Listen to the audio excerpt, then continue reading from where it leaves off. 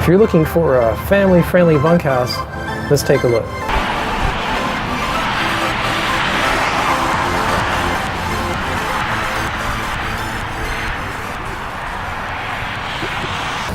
Hey folks, this is Mark with BusyDadRVLife.com, bringing you a review of the Winnebago Vista Chalet, the Winnebago Chalet Vista 32K. Starting off, let's have a look at the master suite. So one of the things that happens in this floor plan, because there is not a double slide in the back here, is that Winnebago had to shorten this king bed. Yes, they do put a king bed in here, but it's 75 inches long. So if you're a 6'3" guy like me or taller, you might have a little difficulty fitting on this bed. Right next door is the sleeping area for the kids, and I believe these are 73-inch bunks, and you've got some storage below. And each one of these bunks has entertainment included. Looks like a DVD player, bottom and top, with wireless headphones and remotes. Everybody's got their own window. Now these are curtains, top and bottom. I prefer to have shades. They block a little bit more light. If you've got a young one that's really having trouble sleeping, you might need to have some extra curtains there. Now, one of the things that looks like a price cutter on this floor plan is the fabric curtain that divides the living area from the sleeping area. In a higher price point, you might see a pocket door there. Moving on to the kitchen area, this is where you can see where compromises had to be made. So this is a 32K, it's probably a shade over 32, 33 feet long. And what you're sacrificing when you've got the requirement of the bunk beds on the side there and the living space up front is the kitchen area. So this galley really has a limited amount of counter space. Now, if you're the kind of family that likes to eat out a lot when you're on your RVing trips, this may not be a big negative for you, but our family really likes eating in and cooking. So this probably is not our preferred layout for having kitchen space. Back in the kitchen, this is the refrigerator. And you can see what we've got is a 6 cubic foot fridge. So not my favorite for a traveling family. In our experience, we've filled these up pretty darn fast. And what we've preferred is the 8 cubic foot. In fact, what's really popular these days is going to the residential fridge.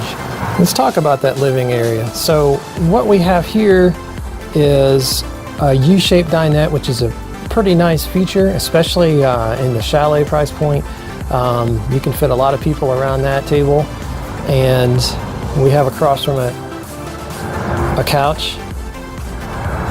Now the nice thing about Winnebago, and I expect that this floor plan isn't any different, is they put seat belts in a lot of places. So you're going to be able to put people at this couch, and I believe around the dinette while you're going down the road. Now speaking of going down the road, this is our seating position. We're on a Ford chassis. This is probably the 6.8 V10, and fabric all around. Now, one of the things you're not getting in this floor plan is the pull-down shades that I've seen in some others. So here you've got curtains that you need to pull across for privacy in the front. And then when you're having to deal with sun in your eyes going down the road, all you've got is this pull-down sunshade. Let's talk about storage. There's actually quite a bit of storage in the master suite in this motorhome. You've got a wardrobe space, a good amount of drawer storage, nightstand, 2 nightstands.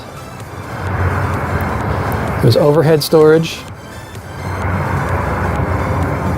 Moving forward, this is the storage for the kids, which is a pretty good sized deep drawer for all their clothes. Now, in our experience, usually what happens is they spill over from this into the hallway, and our solution has not been that great, but usually what we do is have them pack bags, and when they're done sleeping, those bags go up in the bunk and they come out at night.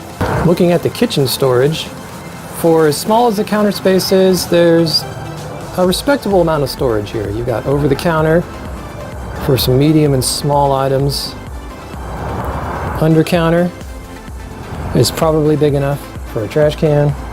There's no oven in this floor plan, so what you get is extra storage instead. And then a small but respectable pantry. This will be the power center. Additional controls here next to the door. This is the view of the restroom. Not anything spectacular. It's pretty tiny, and that is understandable considering the length of this coach. It's a plastic toilet, not porcelain. The same with the sink here. It's all plastic. There is a good amount of medicine cabinet space. No place for linens outside of the restroom. There is some space under the counter. You could probably fit a couple towels in there. And this would be my second least favorite shower layout. I prefer the corner shower because of all the elbow room you get. This one is big enough for me to stand up in at 6'3", and it does at least have a glass sliding door. Winnebago does have a pretty extensive set of controls. They have lockout switches for their slides, tank level monitors. Are pretty good from what I understand. It has an EMS, or an energy management system, so this coach is probably a 30 amp, I would guess. And this system allows you to run all sorts of things and not trip your outside breakers. So this coach has a thermostat mounted in the middle,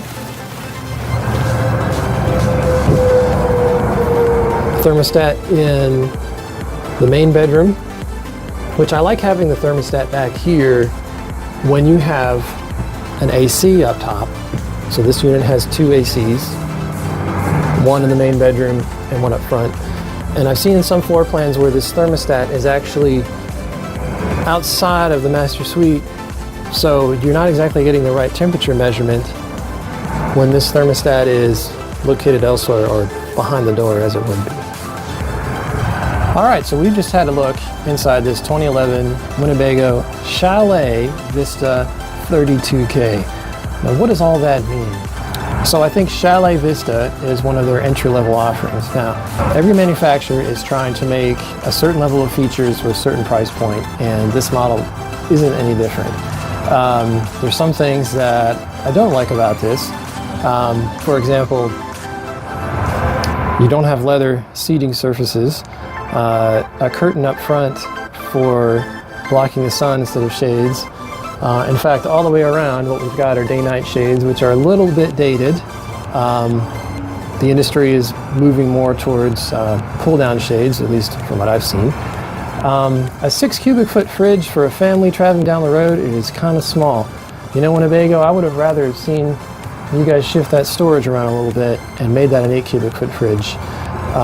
Likewise, the kitchen area is pretty small. A small counter space, not a lot of real estate.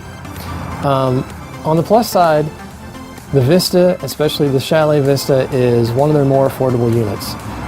If you're looking for a Class A to get down the road in, and you don't have all that extra cash for something a little bit higher end, you should take a look at one of these units, just having your expectations in check. What I do like about this, the U-shaped dinette, it took a lot of manufacturers a couple of years to catch on to that. It's nice to see this in a 2011 model. And having the bunk layout is nice for families.